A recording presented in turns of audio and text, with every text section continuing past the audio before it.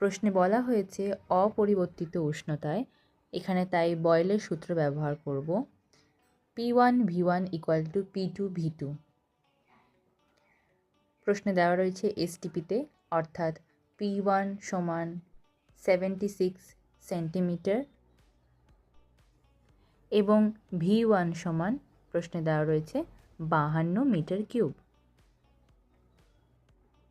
চাপ পরিবর্তন হয়ে গিয়ে হয় 104 সেন্টিমিটার। প্রশ্নে V2 বার করতে বলা হয়েছে, অতএব 76 × 52 = 104 গুণ V2, অর্থাৎ V2 ক্যালকুলেশন করলে আসছে